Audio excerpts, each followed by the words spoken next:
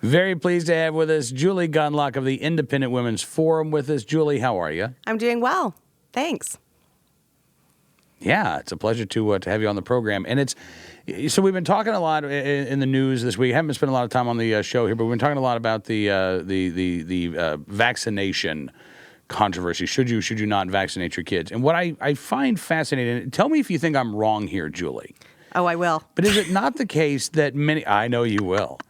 Is it not the case that many of what we would consider to be the helicopter parents, the most overprotective parents, are those who are not vaccinating their children? Yeah, I had a piece in the Huffington Post this week about it, about these parents who will stare at a food label until their eyes cross in order to, figure out the level of added sugar, or, oh goodness, is there some, multisyllabic word that scares them? Yet they'll sort of shrug off the need to vaccinate. And what we're seeing now is a real problem in this country. We've had some outbreaks. It started at Disneyland in California. And unfortunately, people, when they go to Disneyland, they often fly home. And so that's exactly what happened. So we're seeing outbreaks throughout the country. It's up to around 100 now. And look, this is an incredibly infectious disease. It can, the disease, if you cough and you cough on a surface, it can stay on that surface for up to 2 hours. So think about Disneyland. Think about the tight quarters, the straps, the railings you're hanging onto. And look, we're seeing this outbreak, and again, sometimes it stays in people before they, they're spreading it before they really realize that they have measles. It's very dangerous. So this is an important issue. I know some people think, look, we've got a lot of other issues out there to focus on, but from a children's health issue and a public health issue, this is critical.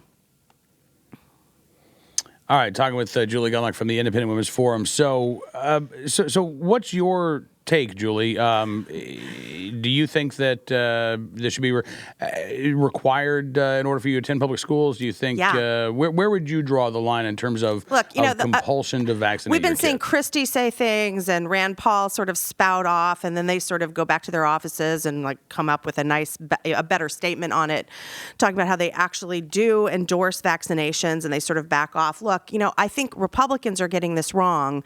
They're making this out to be some sort of parental rights issue, like the school lunch issue, or Common Core. This is not raw milk.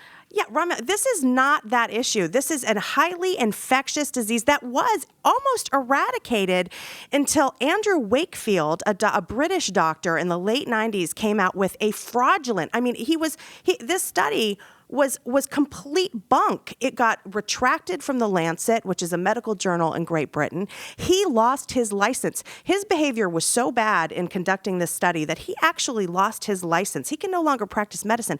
This is the study that is constantly cited by anti-vaccination forces who say that there's some sort of connection between the MMR vaccine, the measles, mumps, rubella, and autism. There is absolutely no connection. This has been studied over and over and over again by reputable scientific bodies. And so what's so sad is this is the kind of thing that we see promoted by Jenny McCarthy, by Alicia Silverstone, by these kind of Hollywood nitwits who scare the pants off of parents, and so parents make these really bad decisions. So parents need to understand that, look, schools when these vaccinations were first developed, schools were much more firm about this. You were not to send your kid. I remember my mom, there was no choice. If you wanted your kids to go to school, you got them vaccinated. Schools have now been sort of easing up on that, partly because of this sort of the crazy anti-vaccination movement, who often use religious, they use sort of a religious excuse, and schools want to recognize people's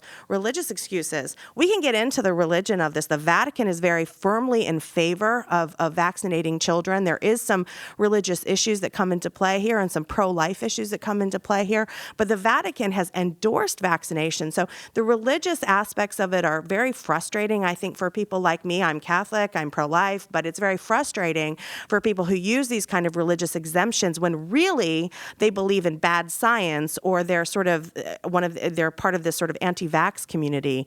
So they use the religious exemption. But one of the other things I think has been starting to be noted here is that it's not just Alicia Silverstone and Jenny McCarthy. the mainstream media, CNN, devoted a lot of time to these theories. Jon Stewart gave RFK Jr., I think, 7.5 minutes, according to Hot Air, to talk about this. Bill Maher is another a skeptic. He quizzed Bill Frist, according to Allah Pundit. Why should I let you inject me with substances? And apparently, to this day, is a skeptic. So I think it is more widespread. Okay. And look, here's the thing: we can have an education campaign about why you need to vaccinate your kids, and maybe we will. Although I would note again that the Obama administration is apparently decreasing funding for immunizations.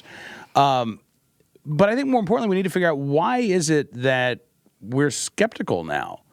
As you say, something changed here. It used to not be this way. We're skeptical because of pop culture, okay? Every person you mentioned who's a skeptic, Bill Maher and Jon Stewart and all these other people, they're not scientists. I mean, I write a lot about, if you're going to be worried about GMOs or you're going to be worried about all this food additives or chemicals in your food, I mean, you should actually not refer to a mommy blog for your sourcing. You should probably talk to a food scientist, a medical person, a toxicologist. If you're interested in GMOs, talk to the biotech community. I mean, there are experts who spend years studying this stuff, and then you'll take the word of a mommy blogger or Jon Stewart or Bill Maher or Alicia Silverstone. Pop culture has really invaded sort of people's, sort of decision-making sort of strategy. People sort of take the word, and we've seen polling on this. Truly, there's polling out there that says, people rely on family friends or on their hairdresser more than their doctors. That's unfortunate, but that is the reality, and I think we need to continue to encourage people, as the president did. I had a blog out this week where I was doing nothing but praising the president and Michelle Obama. I was totally uncomfortable, but they have really taken a lead here in saying, listen to your doctors, listen to people that work in this industry, the medical community, scientists who study this stuff. Don't listen to pop culture people who really don't have a clue. And as you say that, I'm looking at a piece from Con Carroll at Town Hall. 9 times the White House declined to endorse a vaccination mandate. So, great, but do you think that they could be more? I mean, and again, where would you, Julie, just out of curiosity, draw the line? And I ask you this in full disclosure. I don't know that I could provide you a firm answer because, honestly, I haven't spent a lot of time thinking about this. We vaccinate our kids. It hasn't been an issue. So I honestly haven't really thought about where I would draw the line. But I'm going to ask you anyway because host prerogative. What's the question? Would I endorse a federal government mandate that every child has to be vaccinated? Yeah. It's a tough question. I mean, at this point, I think I would. I think we are very nearly on the edge of a public health crisis because of misinformation being spread out there. I think that what we really need to do, though, is, and what I would hope to see is a strengthening of the rules about public schools, public places.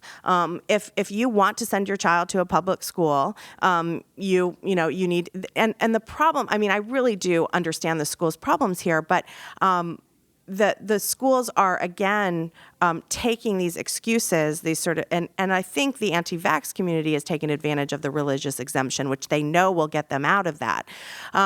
So I really am frightened that we're going to get to a point where we're going to have to see deaths in this country and very vulnerable people get very sick. I want to also point out that because I debate this issue all the time online, and I'm really disappointed when I see people say, "Oh, there haven't been any measles deaths in the U.S." I mean, look outside. There is a reason why there hasn't been any measles deaths, because we have inoculated again. The vast majority of the population does still get immunization, so that offers us a measure of protection, even for those people who are not immunized.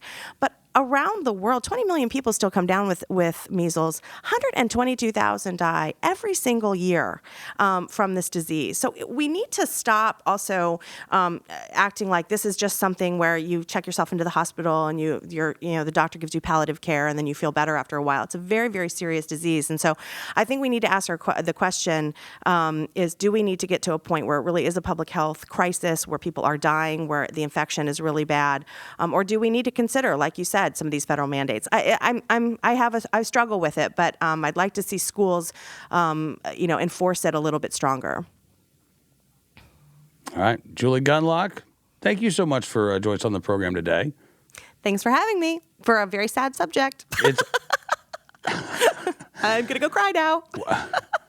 Do you want to talk about the Nationwide ad before we go then? Yes. You just want to go ahead Yes. Yeah, sure. That was bad. There. There, we're done. Was this not the... I know, right? I'm glad to know. I was glad to see the affirmation of my thoughts Sunday night as I'm watching these commercials going, God, these are awful. These, like, I'm being lectured to. Where's the fun... Where are the fun, wacky commercials here? I'm glad to know I was not the only one in America wondering that. Well, and also with the Nationwide ad, I think this is important to say, and I actually haven't read a lot of analysis of it, but when I saw it, there was a suggestion that parents are responsible for the accidents. The very last scene is a woman carrying her daughter in her arms, and like the tub overflowing, and there's some other thing. There was just a suggestion of it being a parental caused accident. I mean, accidents happen, and mercifully, child death is actually it's from accidents is pretty low, but accidents do happen, and so the idea that parents are somehow wildly irresponsible, causing massive deaths of children is really terrible. But again, it was just a badly done commercial. It just it was, and I felt bad for kids watching too. I mean, I think some kids were kind of stunned to see this commercial. It's, kind of depressing. Billy, you thought you were going to watch the Super Bowl. Instead, you're going to confront your own mortality at age 9. Right. What do you think of? Right. Hey, bonus. What do you think of? What Shannon Watts from Moms Demand Action said? She was very upset that Nationwide did not include perhaps a child dying from a gun accident as opposed to cancer. Or, I mean, is it just me, Julie, or is there just something a little off about lobbying for, hey, we need this type of death in this commercial? Right. I mean, why didn't we have children hanging from ropes or, their belts? I mean, there are, it's bizarre that her analysis was, we didn't show a gory death, a child death, that fits her agenda. It's so typical. But she's missing the point that the commercial wasn't actually accurate. It didn't really do anything, and really it was quite morbid and depressing on Super Bowl Sunday. It was. Well, we're talking about it, unfortunately, days later. So I think we're probably going to see imitators. I think we're going to see a lot of really depressing commercials here over the next few months. Yeah, probably. That's my prediction. Well, I don't know. I mean, I think there was across the board negative. I mean, I haven't read a lot about what people had to say specifically, but I know that there was sort of a bad reaction to the Nationwide commercial. So hopefully they'll think better of it. It was not. It really doesn't have a place.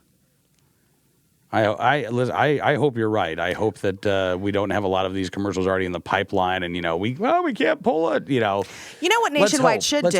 What Nationwide should do is talk. If they really want to include some irresponsible parents, put in some anti-vaxxers. Okay, now that might make more sense than like a tub running or what were some of the other things? I mean, or an accidental shooting. I mean, let's talk about the real risk out there, which is these wacky anti-vaxxers. So okay. There, I see full circle. I thought you were going to say maybe go with a.